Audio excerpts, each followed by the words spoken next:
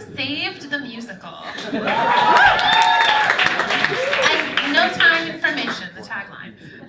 Save the Musical was adapted from the cult hit teen movie, and it played Playwrights Horizons during the summer of 2008.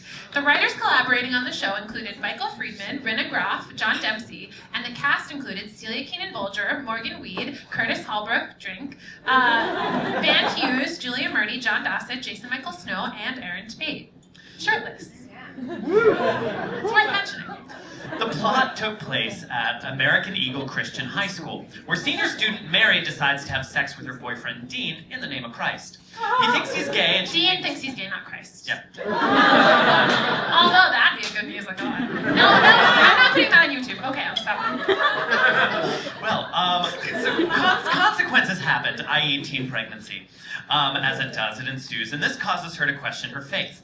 Meanwhile, popular Hillary Faye tries to make everything at school go perfectly her way, but has trouble with this, including with her brother, who starts dating a Jewish girl. And then the pastor's son comes back from Africa and gets involved with Mary, and Mary's widowed mother becomes involved with the pastor. The entanglements make everyone question their beliefs. The movie starred Mandy Moore, Macaulay Culkin, Jenna Malone, Patrick Fugit, and Mary Louise Parker. The subject matter was very tricky to adapt, since the movie was half a snarky send-up of this style of Christianity and half an earnest after-school special. The tone had to be translated onto the stage, and on top of that, the story told in song, of course. Giving a musical voice to Jesus-y teenagers while making fun of them and also trying to take them seriously, big challenge. It might be the only time in history an exclamation point was taken away from a title in its adaptation. I don't know, could be. The writers of the musical decided over the course of their work to tell a more serious, heartfelt story. Playwrights Horizons had enhancement money in order to produce this size of a musical, and some people did not think that the production or show fit in with the mission of the theater. Reviews were largely mixed, but many of them noted that Michael Friedman was talented and promising, having only been known before for writing downtown songs for the civilians. He has since written Bloody Andrew Jackson, Love's Labor's Lost, and Fortress of Solitude, which is fabulous. Go check it out at the Public Theater, among other shows. I saw Saved. It was awesome. It was awesome. I really enjoyed it. It was the first time that our next performer originated a role in a new musical. Van Hughes went on to do that in '95 and then appear in American Idiot and other shows. His performance in Saved was very memorable, and you're about to see why. Please welcome to the stage, Van Hughes.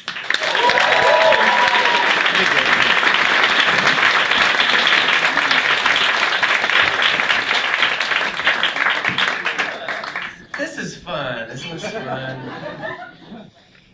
Yeah, I was gonna piggyback on what Bobby was talking about, where it feels like, you know, you have a dream and then it happens, and then it's almost like, then what?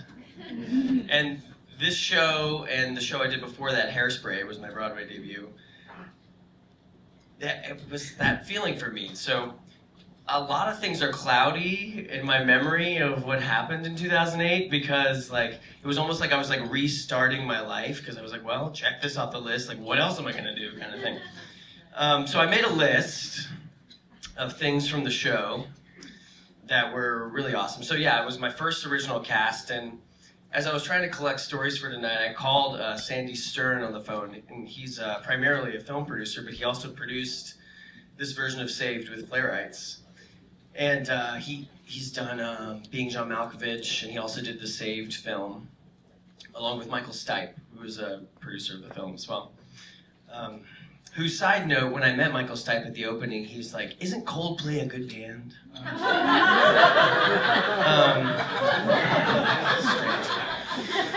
So I was asking Sandy, I was like, what should I talk about, you know? Because it was a really unique experience, because Jen touched on the idea that like they were trying to take this show that had sort of a sarcastic black humor kind of vibe about evangelical high schools, and then they were trying to put it into this musical that was supposed to be like very truthful and not sending anything up. So we kind of got stuck in this like kind of blurred world. And he was like, "Van, just remember when they took the exclamation point out of the title. That's when you knew, you know." But he was like, "Don't you remember your audition?" And I was like, "No, I don't." He was like, "Wasn't that the easiest job you ever had to get? We were like really looking for this part. We could not find this person." and you came in, and I think I sang, like, I saw her standing there, Beatles song or something, and I, like, fell back against the wall in the room and, like, did this overly dramatic thing at the end of the song, and for some reason they were eating it up, and I got the part, and we all had so much fun doing the show. Like, it was just such a diverse cast, and I remember backstage at Playwrights Horizons, you're kind of crammed into dressing rooms together, and my dressing room was John Dossett and Aaron Tveit and me. And I remember Aaron was, he was practicing to be Fiyero in Wicked at the time. He already had the job. And he was like doing the dance moves and stuff, reading GQ magazine, what to eat, what not to eat. I'm probably rolling a joint on the table. John Dossett was drinking his 1 can of Coke per day before the show to give him a little kick. Our book writer and co-lyricist, Rena Groff, she had a baby during the time, and the play was about having a baby. I thought that was an interesting tidbit. So I guess this is a good example of what we were dealing with in the take the sarcasm out of the play and kind of make it more truthful and make it more like a musical. I'd totally forgotten about this, and Sandy reminded me. There's a pretty major scene in the film where there's an enormous Jesus statue outside, and Hilary Fay drives a car into it, and it crashes down. And so what they had put in the, since you can't drive a car on stage, or at least not at Playwrights Horizons, they wrote into the script that at the prom there's like a big cross there, and Hilary Fay like pushes the cross or something, and the cross is gonna come crashing down, and it like breaks apart, and it was this big dramatic thing. And we actually did that in previews, and I totally forgot about this. But then what we ended up doing was that that never really worked for whatever reason. The sight gag wasn't hitting home.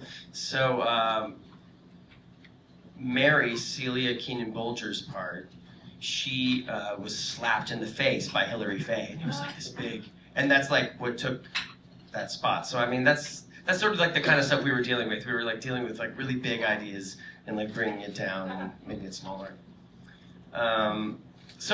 Oh yeah, and this is another great one. Michael Friedman had this idea. He was like, we're gonna bow in silence, like a play. And I was like, but it's not a play? And we tried that for the first couple of previews, and it really was in silence. It was like people like stopped clapping, and they were like, they thought something was gonna happen, and we were just like, it was kind of a big cast too, so everybody's like running out. Anyway, that was kind of the funny thing we did. But there were some really good moments. There was one, and I remember at the time, Michael was like, yeah, like, you know, there's like some problems, whatever, but there's like this great part where Aaron Tveit was singing about how he's like still in the closet and he hasn't come out yet, and he sings like, and trust that God still loves me, like, I don't know, like In Sync or something like that. And that was like, he was like, that moment, it all works. Everything works in that moment. So that was kind of funny. And then there was another song where like all the guys got together. So it was John Dossett, Aaron, Curtis Holbrook, who is like one of the world's greatest dancers, and he was in a wheelchair. And me, and we sang this kind of like quartet thing called I'm Not the Man I Thought I'd Be, and I was texting with Michael today, and he was like, please talk about that song, how like you guys were just singing your hearts out, and that was like one of the moments of the show that it really worked, you know. And so the other moment, I guess, was this song that I'm gonna sing, which Sandy was talking about today on the phone. He was like, you know, it was when the play really picked up, when you came out on stage. And I was like, all right. So this song is called Make It True, and it's like everybody in the high school is asking the character I played, Patrick, what he did in Africa and why he's been gone for a couple of years. Welcome back, Grace, Charlie Harrison, and Kaylee Verble. Yeah.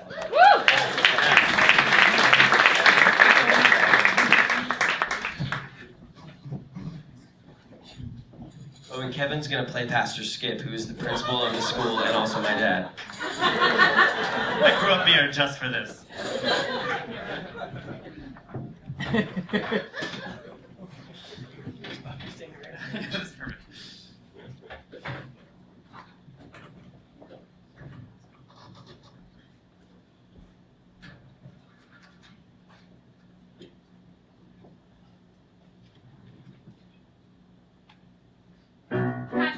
Patrick's back. Who's Patrick? He's the dude back from Gabon. Deepest, darkest Africa. Why'd you go to Africa? I don't know, that's where my mom went. Why'd your mom go? I don't know, cause... Because that's where she and Patrick were needed most. Thanks, Dad. I can take this from here. Don't hide your light, son. The kids want to hear what you've been up to. We know who you are. You've been out on a mission. You've traveled wide and far to bring us the missionary position. Wasn't a big deal, trying to keep it real. What else can I say? Come on, Patrick, try. Mom had this ideal, it's our duty to heal, and I guess that's that. Patrick, don't be shy. It's a great big world out there when you go outside. That's Such a big, big world out there. Get on and ride. Praise him.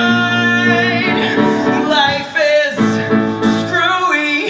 You do what you do. Grab on to a life buoy. Find your faith and make it true. We know who you are. And make it true. We know who you are. Getting supplies for the clinic, bandages and triaminic. No room to be a cynic, shaking my point of view. Make it true. Make it true. Oh, make it true. Make it true. Make it true. I learned some stuff, worked hard and soon enough. When the going got rough, I made it through. Life is screwy. You do what you do. Grab on to a life buoy. Find your faith Did you and... see any apes or tigers? Not in the village.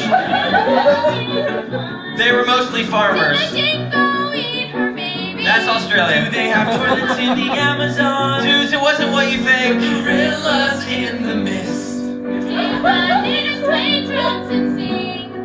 Did you see the color purple? From the mountain to the Lion King. No! We were digging a well so we would have clean water. And I gotta be friends with our neighbor's daughter who had fled civil war in a neighboring nation. And we're refugees now from the refugee station. Make it true. Oh, I love his big, big Oh, make face. it true. Oh, I love his big, big face. And one day Dad said, son, it's time to come back. Say your goodbyes and pack. And well, now I'm home. It's a great big world out there when you go outside. Such a big, big world out there. Get on and ride. Life is screwy.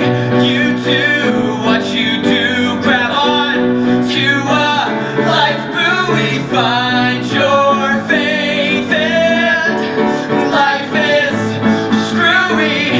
You do what you do. Grab on to a life buoy. Find your faith and make it true. And make it true. You gotta find your faith and make it true.